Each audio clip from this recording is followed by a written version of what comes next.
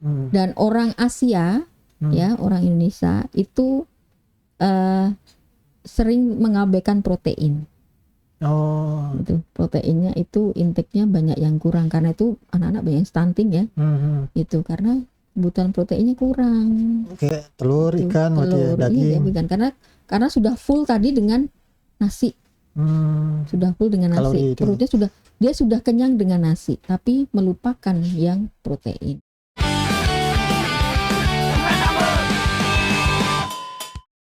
Halo, selamat datang kembali di podcast Bukan Nama, podcast jurnalistik dari Pontianak Pos. Bersama saya Idil Aksa Akbari. Kali ini kita akan membahas mengenai tips kesehatan pasca Lebaran. Dan sudah hadir bersama saya di sini narasumber kita, Dr. Andriani M. Biomed. Ya, terima kasih dok sudah mau hadir dok. Sama-sama Pak Idil, terima kasih sudah diundang ke sudah podcast. Betul dok namanya? Sudah, nama dan gelarnya alhamdulillah sudah betul. Gimana kabarnya dok ini dok? Alhamdulillah sehat. Kebetulan kan kita nih lagi bulan Ramadan ya dok ya? Iya. Syutingnya, tapi insya Allah ini bakal tayangnya di setelah Lebaran nanti ya. Oke, siap.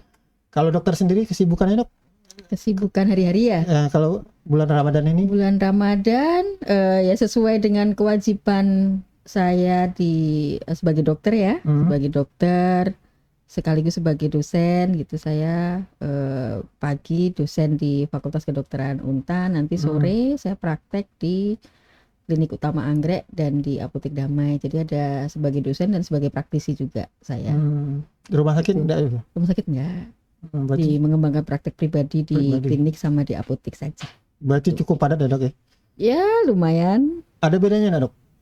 Aktivitas saat Ramadan dengan normal biasa, hari-hari biasa? Sama tentu aja tentu berbeda aja jadwal praktek jadwal praktek dan jadwal mengajar yang harus saya sesuaikan.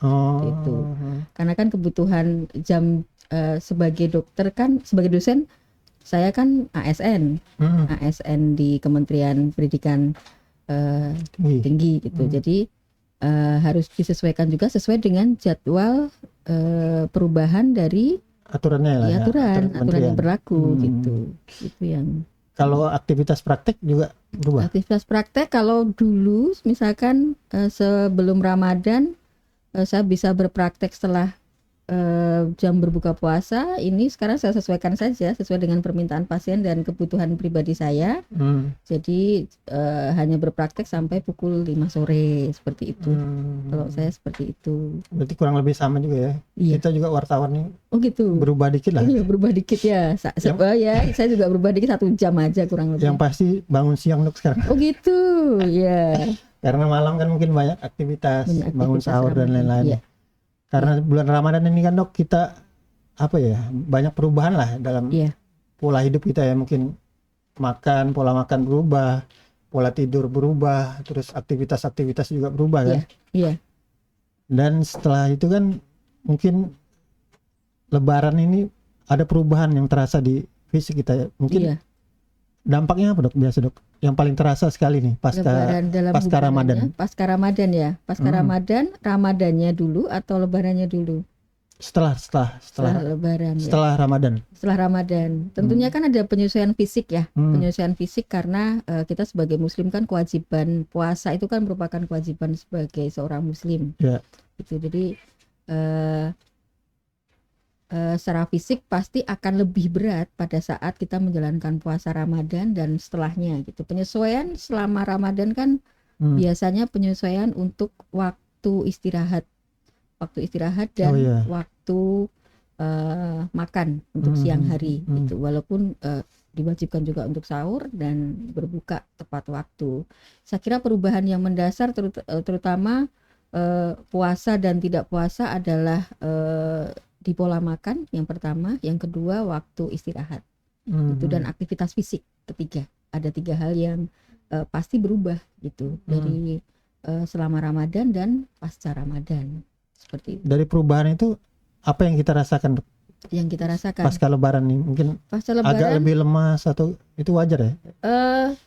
Kalau sebenarnya justru malah yang terjadi adalah biasanya kalau pasien saya justru malah ketika sudah selesai Ramadan penyesuaiannya adalah dari membatasi makanan sampai ketika sudah Ramadan justru malah makan banyak-banyak gitu.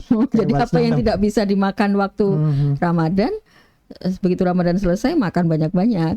Itu tuh yang perubahan paling utama. Dan yang kedua waktu tidur.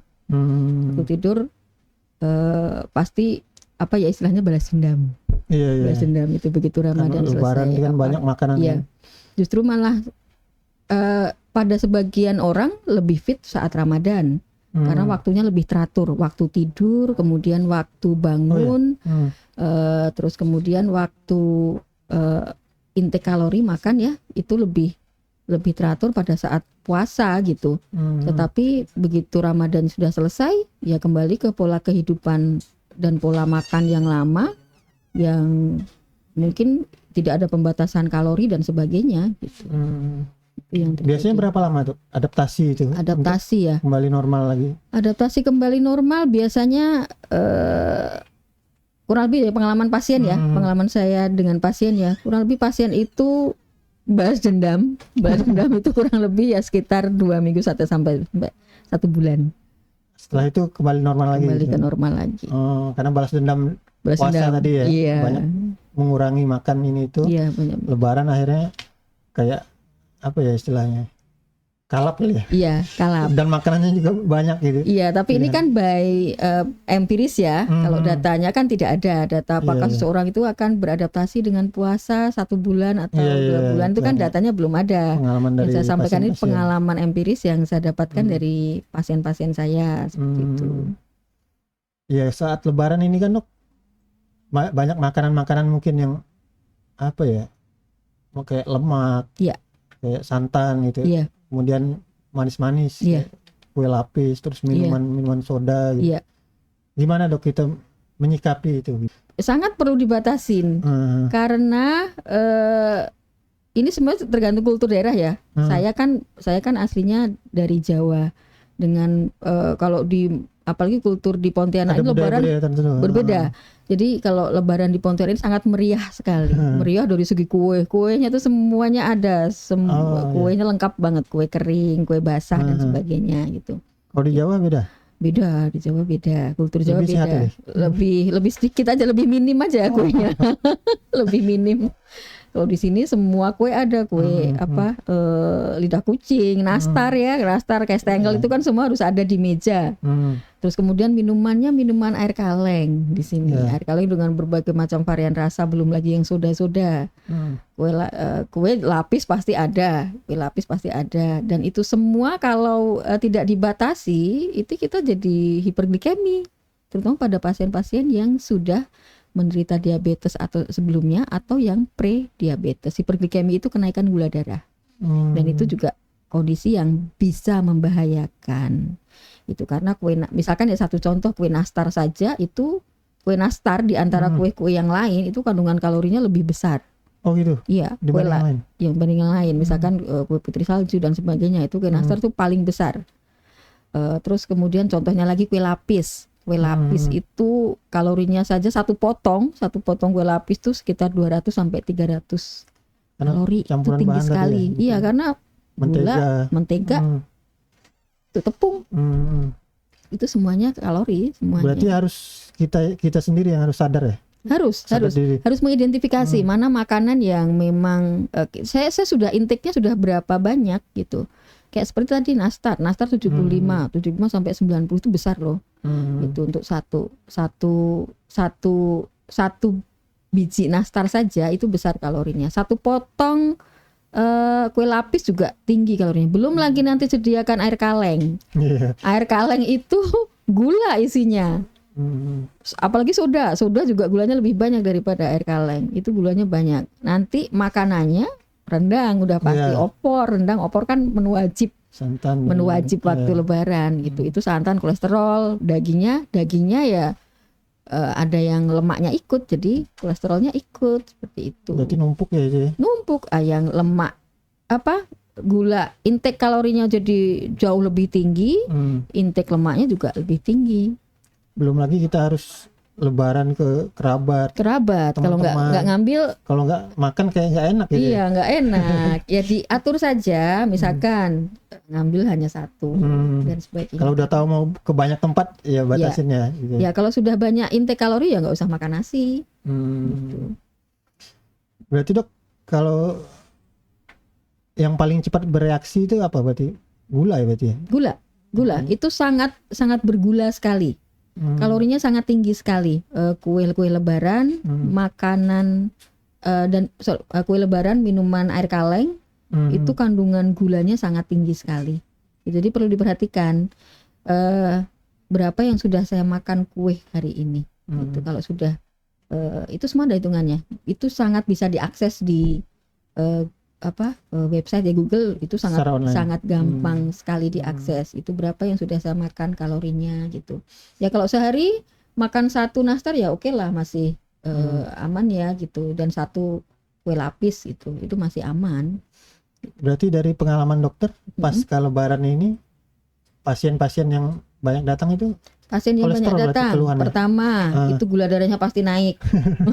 Yang tadi prediabetes sama yang memang sudah ada diabetes. Terutama yang tidak terlalu bisa mengontrol ya. Yang tidak terlalu bisa mengontrol intake kalori. Itu yang pasien prediabetes dan pasien diabetes itu naik pasti. Karena juga disibukkan dengan aktivitas silaturahmi. Mungkin mudik atau apa ya. Iya, aktivitas fisiknya jadi terganggu, aktivitas fisik. Terus yang kedua kolesterol, asam urat, 3 itu biasanya yang paling banyak tuh ya setelah lebaran. Setelah lebaran. Berapa waktunya dok? Seminggu, 2 minggu setelah biasanya serangan gitu. Kasusnya itu meningkat ya seminggu setelah lebaran gitu, karena udah mulai ngerasa nih badan saya nggak enak karena habis keliling nih. Habis keliling lebaran. Berarti kalau yang udah ada riwayat diabetes dia udah tahu ya sebenarnya. Harusnya sudah tahu, dan tidak hanya sekedar tahu, kadang pasien tahu tapi tidak patuh. Oh iya, gitu. Karena merasa karena merasa kapan terbawa lagi suasana. Terbawa suasana kapan lagi bisa kumpul bersama keluarga, menikmati makanan. Pradiabetes kan mungkin dia belum tahu ya. Pradiabetes ya ada yang sudah tahu, ada yang tidak. Tapi sebenarnya kalau yang sudah prediabetes dan diabetes ini patuh dengan apa saja, misalkan pembatasan itu sangat bisa, prognosisnya bagus, artinya kemungkinan keberhasilan untuk dia mengontrol gula darah itu bagus gitu. Problemnya adalah seringnya tidak patuh. Itu untuk pasien-pasien prediabetes dan yang sudah diabetes ini, serta yang hiperkolesterolemia. Seperti itu. Nah, kalau sudah terjadi seperti itu, dok, gimana cara kita mengembalikan apa istilahnya pola hidup sehat lah ya setelah lebaran ini? Iya, tentu. Apakah secara bertahap atau gimana dok prosesnya biar gampang lah gitu? Iya, ini kalau sudah terjadi hiperglikemia yang nggak bisa mengontrol ya, ya harus dikontrol. Pertama itu dulu ya. Harus dikontrol, karena kontrol untuk penyakit metabolik ya, kontrol untuk penyakit metabolik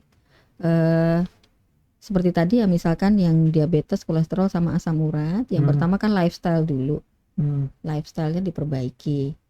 Lifestyle itu ya latihan fisik, kemudian makannya, intake kalorinya dijaga, disesuaikan dengan kondisi masing-masing. Terus kemudian tadi aktivitas fisik itu sangat membantu, olahraga itu sangat membantu untuk mengembalikan ke kondisi normal. Istirahatnya juga harus normal. Misalkan waktu tidur itu waktu Ramadan kan agak pendek mungkin. Agak susah, walaupun sebenarnya bisa diatasi, tapi kadang dengan siang harinya gitu. Waktu tidurnya dimajukan. Kita tarawih kan sebenarnya sampai jam 8:30, 9 ya. Seharusnya 9 sudah harus tidur. 9 harus tidur, nanti kita bangun jam 3 atau setengah 4 karena kita masih punya waktu lah untuk setengah jam untuk sahur gitu. Gitu. Olahraga juga sebenarnya bisa disiasati waktu Ramadan. Waktunya yang cocok? Waktu yang paling cocok untuk Ramadan itu rekomendasinya adalah setengah jam sebelum berbuka. Itu cukup olahraganya 30 menit saja. Dan nggak perlu olahraga yang berat berarti ya? Nggak usah yang berat-berat, jogging, jalan, pilates, yoga. Itu direkomendasikan sebelum berbuka puasa. Yang kadang terlupakan memang saat berbuka puasa. Saat Ramadan terlupakan. Berarti kan setelah lebaran diatur lagi tuh. Diatur lagi sesuai dengan settingan Hmm. ketika bukan Ramadan. Misalkan olahraga seminggu 3 kali, kardio maupun yang latihan otot gitu. Silakan dikombin seperti kebiasaan seperti sebelum Ramadan. Gitu, Kalau sudah dikombinasi. ada sudah terbiasa sebelum Ramadan, tinggal Tinggal dikembalikan dilanjutkan lagi saja, ya. dikembalikan lagi. Kalau mungkin kan ada gejala-gejalanya Dok, ketika orang mau terkena penyakit tertentu lah, mungkin Iya, gula darah naik, mungkin udah ada gejalanya. iya, pasti ada. Iya. Untuk mengetahui itu Dok, gimana? Kalau diabetes ya, misalkan tadi yang prediabetes ini kan nggak terlalu prediabetes ini kan sebenarnya nggak terlalu, orangnya mungkin nggak ini ya, nggak aware ya kalau dia sebenarnya sudah punya diabetes gitu. Gejala awalnya biasanya pasien datang itu sering haus, terus kemudian malam suka terbangun karena buang air kecil, terus sering lapar. Nah itu justru malah gejala kita sudah aware bahwa mungkin bapak atau ibu coba deh cek gula darah gitu, siapa tahu naik gitu. Itu biasanya gejala. Berarti kalau udah ada gejala itu langsung segera diperiksakan lah ya. Iya, harus diperiksa. Ya. Tapi sebenarnya nggak perlu nunggu gejala ya. Kalau umurnya sudah di atas 40 ya sebaiknya harus rutin gitu. Karena usia penyakit yang metabolik ini kan prevalensinya atau kejadiannya itu banyak di usia 40 ke atas. Jadi kalau sudah di atas 40 ya sebaiknya rutin lah, setiap 6 bulan sekali gitu. Yang sebenarnya yang sering ya harusnya tuh gula darah sewaktu, terus kemudian kolesterol total sama asam urat, 3 itu. Walaupun tidak menutup kemungkinan yang muda juga bisa kena gitu. Bisa kena, tapi asalkan ada gejala itu tadi. Ada juga yang datang ada gejala udah aware gitu ya. Ya, misalkan ada datang pasien umur 27 tahun dengan hipertensi gitu. 27 tahun kan belum waktunya hipertensi, tapi kenapa sudah hipertensi ya? Kita pasti screening dulu penyebabnya apa. Apakah ada diabetes? Ada faktor resikonya apa? Apakah ada diabetes? Apakah ada kolesterol yang naik dan lain sebagainya gitu. Berarti kasus yang pernah ditangani Dok paling muda itu 20-an ada ya? 20-an ada, hipertensi 20-an ada, 19 tahun saya pernah ada pasien. Tahun. Iya, 19 tahun hipertensi, tensi sudah 180. Oh, itu faktornya karena berat badan ya? Esensial biasanya karena memang idiopatik naik dan kebetulan pasien tersebut obesitas. Itu jadi harus diturunkan gula darahnya, makanannya dijaga polanya, seperti itu. Tapi kan selama Ramadan juga banyak kebiasaan-kebiasaan yang baik lah sebenarnya. Kayak puasa kan juga termasuk. Iya, puasa itu bagus karena kita jadi membatasi kalori, itu yang pertama. Dan waktu tidur kita sebenarnya justru malah lebih teratur. Oh gitu. Waktu tidurnya harusnya lebih teratur. Karena kan tidur jam sekian, bangun jam sekian. Berarti itu salah satu kebaikan Ramadan itu ya? Salah satu kebaikan Ramadan. Berarti sebenarnya puasa juga dianjurkan Dok? Di luar bulan Ramadan. Sekarang kita di luar konteks ini ya, di luar konteks klinis ya. Sebenarnya penelitian itu juga ada yang menyebutkan bahwa puasa dalam jangka waktu sekian jam ya, yang sampai tidak menimbulkan kelaparan loh ya, dalam waktu berapa jam itu justru malah terjadi proses yang disebut sebagai autofagi. Autofagi itu sel-sel yang mati itu dihancurkan oleh tubuh, itu yang menjadi sampah dihancurkan. Itu sel-sel yang mati itu. Jadi artinya apa? Sel yang mati dibuang diganti dengan regenerasi sel baru. Gitu.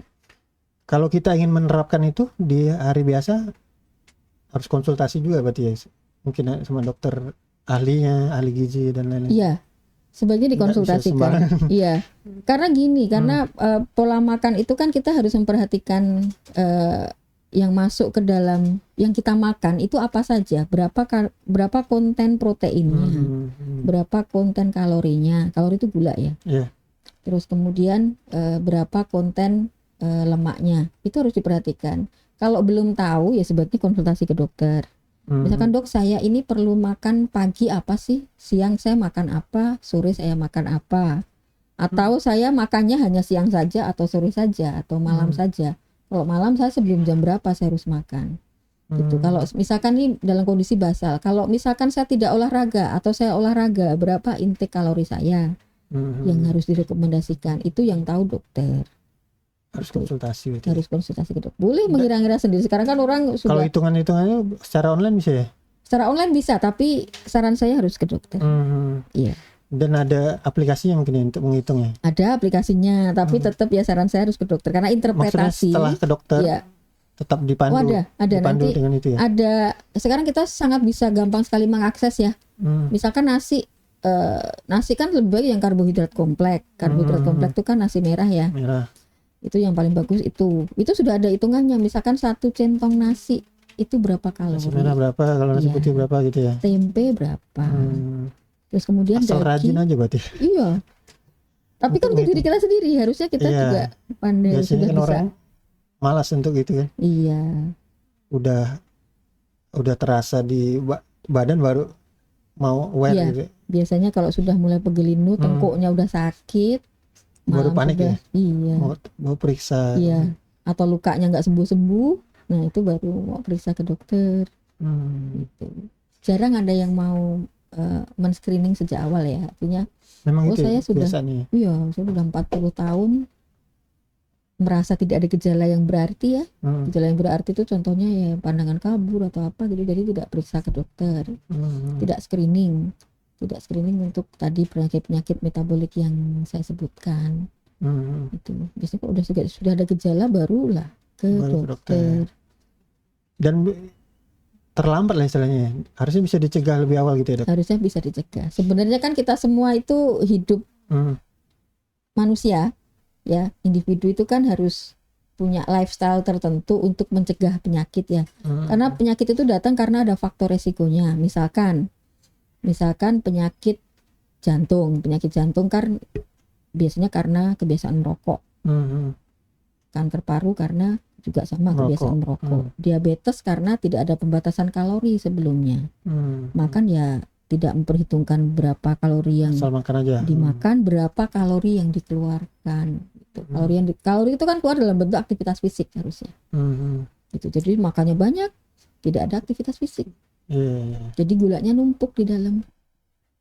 Kalau kebiasaan yang baik lah untuk kesehatan dok, yang mungkin orang dengan aktivitas yang padat, mungkin waktunya terbatas, apa aja dok yang dalam waktu singkat tapi konsisten bagus untuk kesehatan gitu bisa kita lakukan? Semua pembiasaan itu pasti berproses.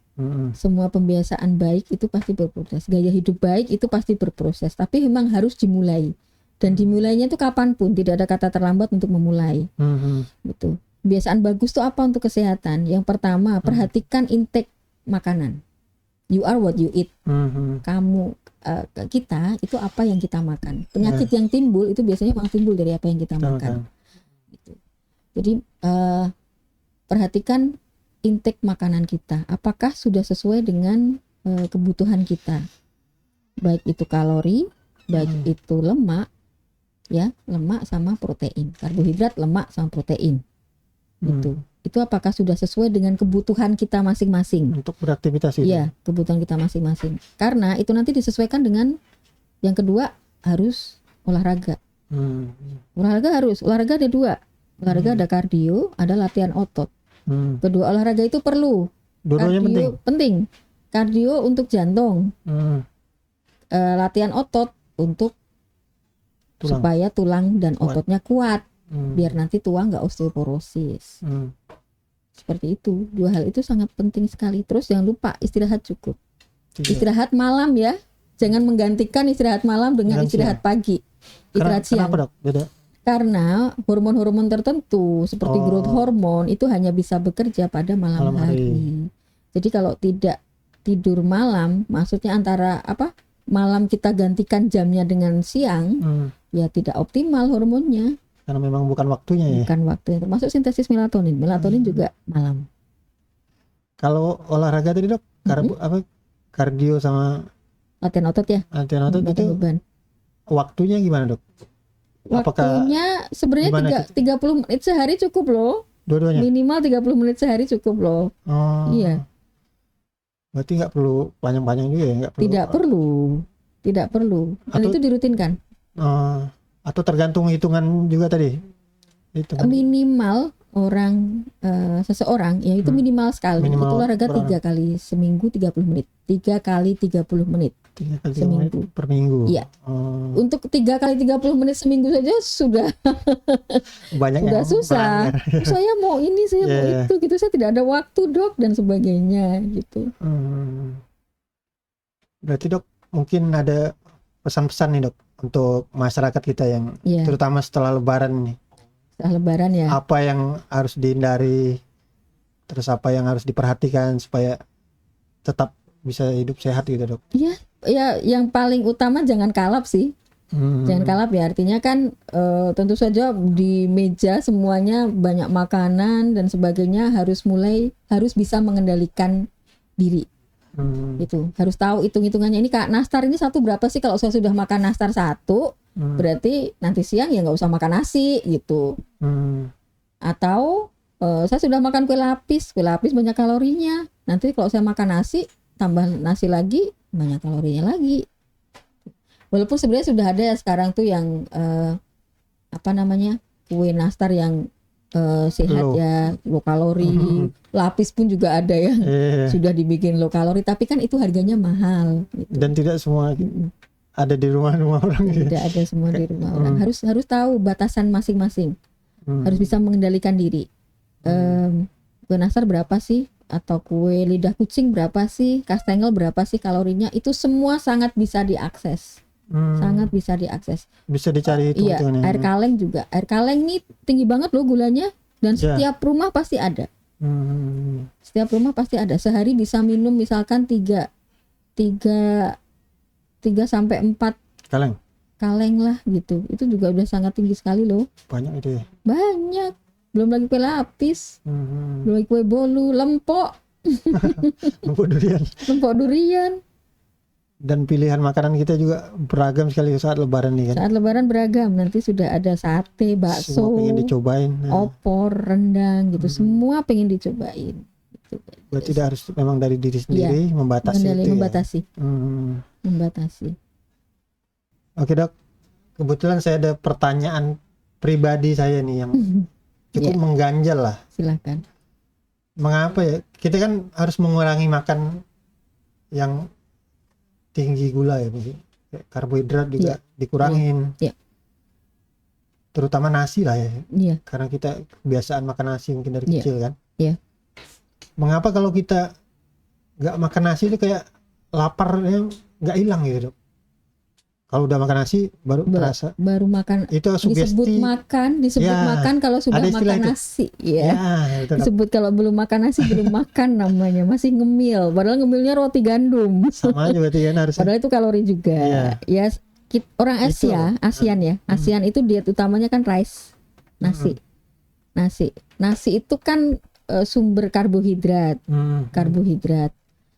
Tepung juga sumber karbohidrat. Nanti sudah sebenarnya kan itu semua tinggal disubstitusi ya. Misalkan teman kita yang di Indonesia Timur itu makannya sagu. Iya, sagu. Makanya sagu. Iya, papeda itu juga sumber kalori. Tidak harus nasi sebenarnya sumber kalori. Tidak apa-apa makan nasi asalkan sesuai dengan kebutuhan kalori kita. Tidak mengapa makan nasi. Yang jadi masalah kadang sudah makan nasi, nanti makan gorengan, masih ngemil roti, ngemil nastar, sama ngemil kue lapis gitu. Jadi nanti kalori ketemu kalori lagi. Udahlah makan Indomie, makan mie instan. Makan mie instan, lauknya nasi. Makan nasi, lauknya mie instan. Kalori, lauknya kalori lagi. Dan orang Asia, ya orang Indonesia itu sering mengabaikan protein. Itu proteinnya itu intake-nya banyak yang kurang karena itu anak-anak banyak yang stunting ya. Itu karena kebutuhan proteinnya kurang. Kayak telur, ikan, daging. Ikan karena sudah full tadi dengan nasi. Sudah full dengan nasi. Perutnya sudah kenyang dengan nasi, tapi melupakan yang protein. Protein kan telur, ikan, daging. Protein nabati, tahu, tempe. Gitu. Karena sudah banyak makan porsi karbohidrat, si proteinnya terlupakan. Padahal protein itu sangat penting dalam komposisi gizi seseorang. Manusia. Iya. Berarti karbohidrat ini kalau dihilangkan sekali pun nggak masalah dok, atau masih perlu juga sebenarnya? Tidak boleh dihilangkan, tetapi disesuaikan dengan kebutuhan. Karena kita perlu kalori juga, kalori kan untuk energi. Sel itu perlu untuk bermetabolisme menggunakan, sel itu beraktivitas ya, sel itu juga beraktivitas gitu. Itu menggunakan energi. Energi dapatnya dari mana? Dari kalori. Kalori dapatnya dari mana? Dari karbohidrat dan lemak. Berarti memang ada hitung-hitungannya tadi ya, berarti Iya, harus tahu itu ya. Berapa kalori kita yang berapa karbohidrat kita, kalori dan lemak itu kan nanti karbohidrat dan lemak itu kan masuknya nanti dalam perhitungan kalori. Terus nanti proteinnya ada berapa yang intake kita sehari-hari. Kalau yang tadi disebutkan segala kue-kuehan dan sebagainya, nasi, nanti masih lauknya mie, ya itu kan tidak ada proteinnya sama sekali. Protein itu emang sering terlupakan kalau diet Asia ya. Diet Asia karena daging itu mahal. Iya, kembali lagi ke daging mahal, daging yang murah berarti. pun daging yang murah itu daging yang ada lemaknya tidak bagus gitu. Daging ada yang murah tapi yang ada sisipan lemaknya gitu. Karena protein memang mahal untuk masyarakat, sebagian besar masyarakat Asia. Gitu. Sebagian masyarakat Indonesia protein memang sebenarnya kan ada banyak sumber protein yang murah, ikan, tapi itu terabaikan. Tidak banyak yang mau menambahkan itu ke dalam dietnya. Kalau sudah banyak makan nasi ya pasti kenyang gitu. Berarti kalau nasi tadi soal kebiasaan aja berarti dok ya, yang merasa kebiasaan sekali. Itu semua bisa dibiasakan. Misalkan mengurangi merasa tidak kenyang kalau belum makan nasi itu kebiasaan aja berarti. Kebiasaan. Tapi jangan dihindari juga ya kalori ya. Jangan dihindari juga. Yang penting komposisinya sesuai dengan individu masing-masing. Kan itu nanti ada perhitungannya, dia BMI-nya berapa. Kalau BMI sekian, seseorang dengan BMI sekian, itu nanti kalori yang harus dimakan berapa, protein yang harus dimakan berapa. Itu sudah ada hitungannya. Yang tahu itu ya dokter. Berarti kembali lagi ke ahlinya dok. Iya. Kalau memang bisa ke dokter juga. Boleh, silakan. Dokter berarti prakteknya ini boleh sekalian promosi. Sekalian promosi ya. Saya praktek di Klinik Utama Anggrek di Jalan Podomoro dan di Apotek Damai di Jalan Tanjung Pura. Nah, bagi penonton yang mau konsultasi bisa datang ke praktek dokter. Silakan. Gitu. Karena kalau di Untan saya ngajar, bukan praktek dokter. Iya. Oke, baik itu dia tadi perbincangan kita mengenai pola hidup sehat pasca Lebaran. Nah, banyak sekali ilmu-ilmu atau pengetahuan baru yang bisa kita dapatkan dari perbincangan kali ini. Baiklah, saya Idil Aksa-Akbari dan saya mengingatkan jangan lupa kalian like, komen, subscribe dan share video ini sebanyak-banyaknya agar semakin banyak orang yang tahu dan bisa mendapatkan pencerahan lah dari perbincangan kita kali ini. Baiklah, saya Idil Aksa-Akbari pamit undur diri. Kita akan jumpa di episode selanjutnya.